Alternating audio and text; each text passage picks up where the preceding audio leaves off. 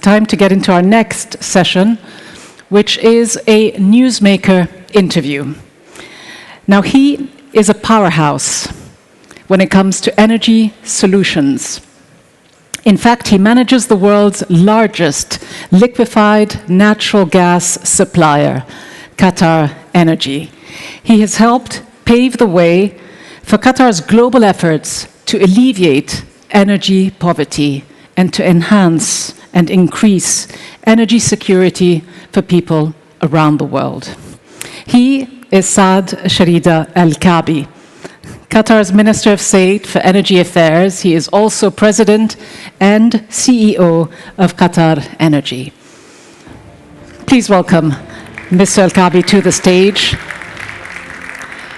And welcome Dan Murphy, Correspondent for CNBC, who will be conducting this interview. Welcome.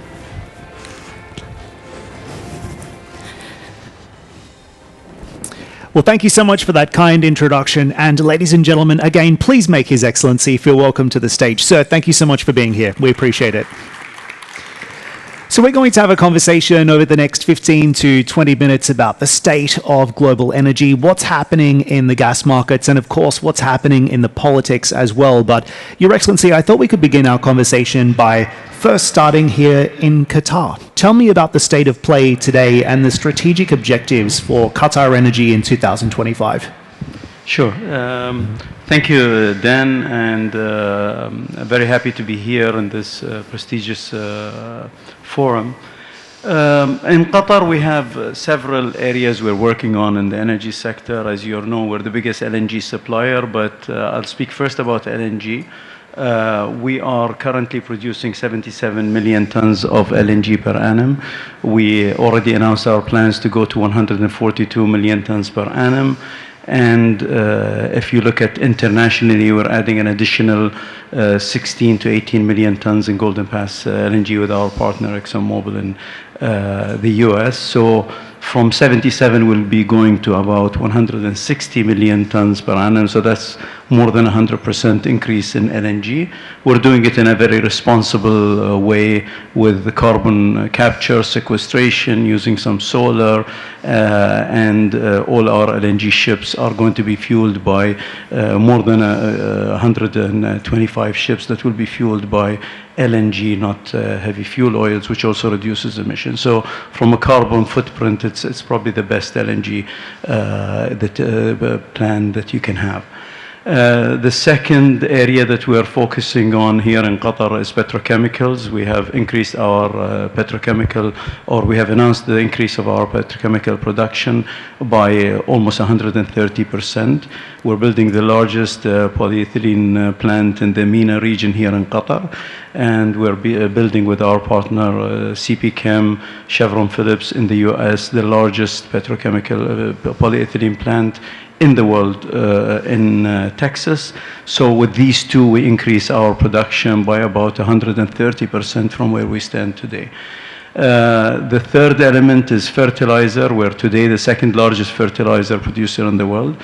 We're going to increase that to double to 12 million, from 6 million tons to 12 million tons per annum. We will be the largest fertilizer producer in the world.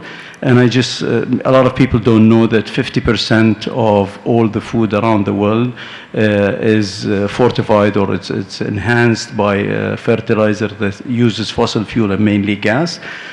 So for us to reach 12 million tons, we'll be helping in feeding about 160 million people around the world, which is basically food security. The fourth element I would like to talk about is what we're doing on the environment. I think for us, we're a big believer in making sure that we have clean air and clean water and have the best environmental space, if you will, and area, air and water for our citizens living in Qatar and for everybody living in this country. and also for around the world. So we're helping everybody with the LNG, but in country we're doing a lot of work on renewables. So a few years ago we had zero renewables in Qatar. Today, 10% of the power that we are enjoying today comes from solar. Next year, it will go up with another 2 plants that we are going to inaugurate next year, one in Said and one in Ras Laffan. Will go to about 15 to 16%. So we're doubling the capacity. And we've already announced that we're going to build at the 4th plant, which is 2,000 megawatts. So we'll increase our solar capacity from today by 360% by 2030, making Qatar about 30% of our power will come from renewable energy. The last thing I would talk about is we have a lot of international presence in the upstream business that we're working on around the world to enhance our capability and our reserves from outside the country too. But inside the country, that's it. So certainly a lot to talk about, and there's a lot happening within the space. Your Excellency, no one knows the LNG markets better than yourself. So from a demand perspective, what are you seeing next year, and what should we expect in terms of pricing as well? I think demand is very strong for LNG. As you can see, the winter started quite cold in Europe, and already the storage is being pulled from.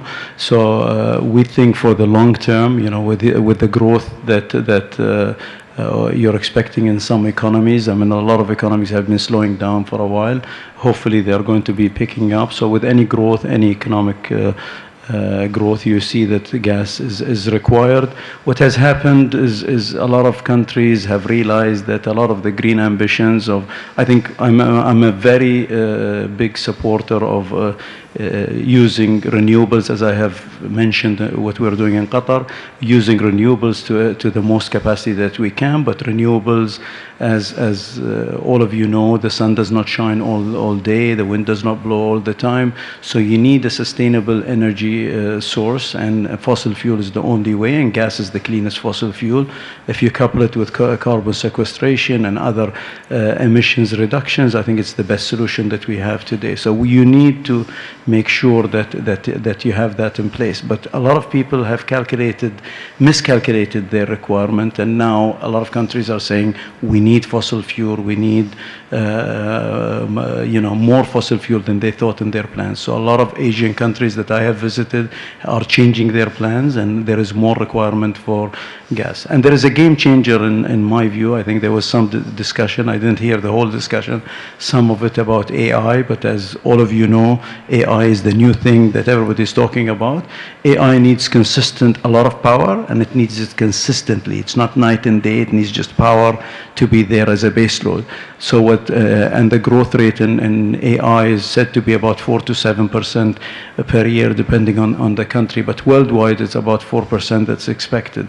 That was not there 3-4 years ago. So that's an additional demand that is coming in for gas, and I think putting pressure on gas. So I think the gas requirement is going to be large and required for a very, very long time. Let's talk about the politics as well. So much of the conversation in the energy markets now is about the return of Donald Trump to the White House next year. What do you think this is going to mean for the Qatar-US partnership moving forward, and specifically in the energy space? What's the impact for you? The Qatar-US relationship in the energy sector goes back around 90 years. And the oil and gas sector, when you plan something, it's a 30 to 50-year plan. It does not really look at just one administration or the other. And a big example of that is if you look at Golden Pass. We've been working on this for more than 10 years over several administrations. We should be exporting LNG in a year or two from now from Golden Pass LNG terminal. A case in point regarding President Trump, if you'd like, the largest petrochemical project in the polyethylene sphere in the world was actually signed, by me and by the CEO of Chevron Phillips at the time, in the presence of His Highness and President Trump in the White House. And we took the final investment decision in President Biden's time. and that was blessed by the administration at the time. We will start up in 2026, and hopefully we have the opening ceremony with His Highness and President Trump also being there. So these projects are multi-decade projects and survive governments. The most important thing is you have an excellent partnership between companies and between people, and that this is sustainable because it's a good business to business where there's mutual respect and a mutual gain on both sides. It's a win-win relationship, and if it's built on a win-win relationship and relationships, it should last any administration. One thing that the president-elect has said that he is going to do is unleash American fossil fuels. He wants to drill, baby, drill. And part of that also means unleashing the cap on US LNG exports. What is that going to mean from a supply side perspective? And how do you ensure that this is collaboration, not competition, when it comes to supply? Yeah, I think, you see, additional gas is going to be required, whether it's from the US or Qatar or other places. So additional LNG and additional competition is welcome. At the end, even if you open up LNG and say we're going to export another 300 million tons from the US or 500 million tons from the US, all these projects are driven by private enterprises that look at the commercial viability of projects. And there is going to be a limit at which this will turn from something being viable to saying no, there is a risk that is taken if we actually proceed with this. And it will all depend on supply, demand, and the long-term outlook for these companies. So I don't worry much about it. I worry about what we do, how competitive we are, to make sure our cost is at the bare minimum, where we can do, make projects run safely, reliably, and to the optimum cost possible, and let really competition is good and healthy for the market, and will be able to cope with any competition. But at the end, it's private enterprises that have to look at economic viabilities. Government support and help, I think, legislatively open up approvals and so on.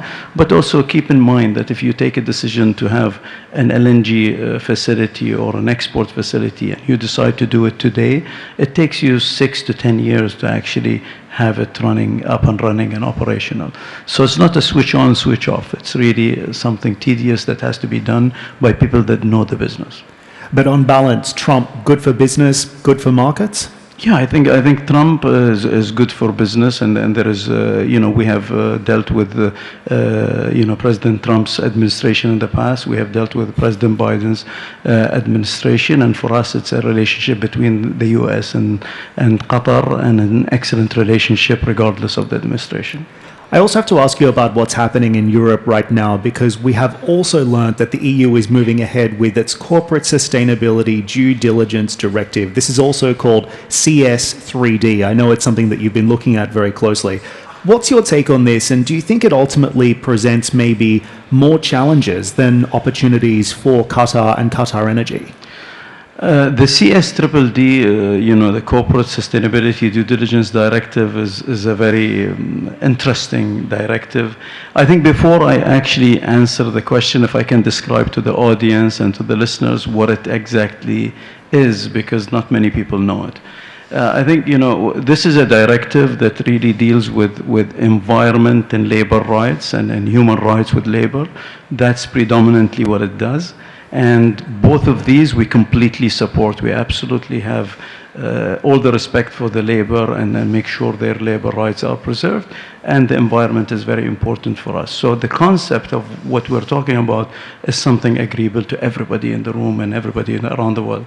The issue is how you go about it. And what they have done is they've said that any company that deals in Europe that makes more than 450 million euros generated in Europe as based in Europe, or sells to Europe for a value of more than 450 million euros. So that's QatarEnergy, that's Exxon, that's Shell, that's Toyota, that's GM. It's not oil and gas, it's just any corporate. So that's the first, for you to be more than 1,000 employees and 450 million euros. So what you have to do is, one, you have to say that I will abide by Paris Accord. So I have to be, as a company, net zero which for us as QatarEnergy, with all the expansions I talked about, I can assure you I cannot meet net zero as a company.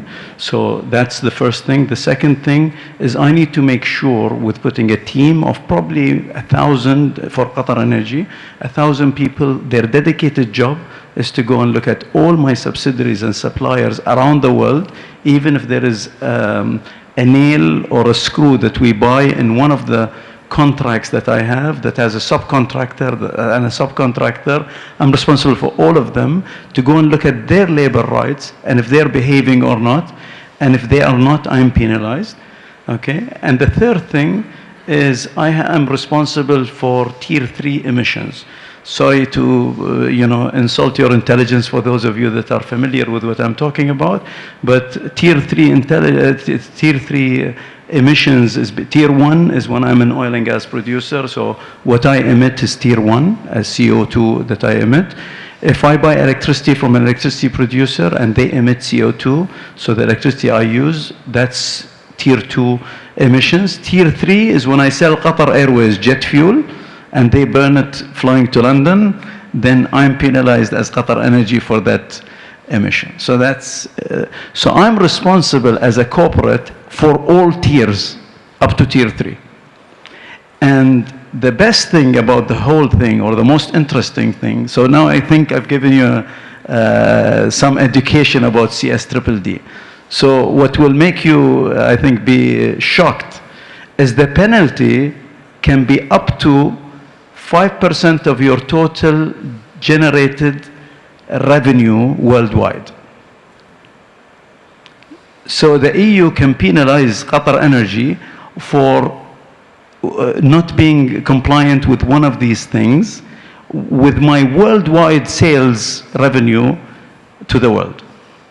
So it makes absolutely no sense. So to me, my message to Europe and to the EU Commission is that, are you telling us, I don't want your LNG into the EU? Because I'm not going to supply EU with LNG to support their requirements for energy and then be penalized with my total revenue worldwide going to EU. So there's something wrong there. And I would like to take it one step further. QIA, Qatar Investment Authority, any sovereign fund, any fund manager around the world would be looking at companies that they currently own. This will be put in place in 27, by the way. So companies that we own, as QIA owns some companies, or a company that we're looking to buy, and say, will they be penalized by 5% at some point? And in that case, should I pull my investment out of EU, or should I actually not invest and look at another company that is in another country and invest there? So I think what the EU is doing is really something surprising. I think it will harm them. And for companies that will have to comply, will need to put basically an army of people to do all these due diligence. And guess what? If there is more cost on me to do this due diligence, who pays for it? The customer. Because it increases my cost. So I think it's completely, ridiculous to have such a legislation in place, and I think the EU needs to review it thoroughly, because I think it has far-reaching implication that harms their own companies first, and all the companies that deal with the EU. Of course, the Europeans have also just come through an energy crisis. They continue to have war on their doorstep, and they need all the energy that they can get. So are they living in reality here? No, and their economies are not doing great. So they need foreign direct investments, and they need support. And how do you fuel growth? You fuel growth with energy. You need energy to grow. You need more industrialization. They have plans to do much more. And I think this needs to be reviewed. And I have talked to several leaders of energy and different areas and legislators in Europe and different countries, and they're all I think looking at this hard. But I think it's very serious for them if they do not look at it, because it will have far-reaching implications that will harm Europe. One more question just on the COP29 agreement that we've just seen, omitting a transition away from fossil fuels. I'm wondering what your thinking is on that and where we stand in the energy transition today and the role that gas will ultimately play in that. You see, gas is going to play a very big role because, as I said, the sun does not shine all the time, the wind does not blow all the time, and also you have droughts in a lot of places. I mean, you've seen in South America, Brazil and other countries where they're depending on hydro also had to go to other sources because there wasn't enough rain to fuel the hydro power. So I think we need to have a sensible approach. We have 1 billion people today, as we speak, that do not have the basic electricity that we enjoy, and we should make sure that everybody has ample supplies of energy for their growth and for them to live a good life. And let's not, I think, take the approach that I am rich, I can do whatever I want, I don't care about others. That's the approach that's been taken by most. And that's very unfortunate. We need energy. We need to do it in a clean way. We need to couple it with sequestration. We need to do it in a very responsible manner. And we need to have clean air and clean water for people. But we should not exaggerate and do something that impedes our progress.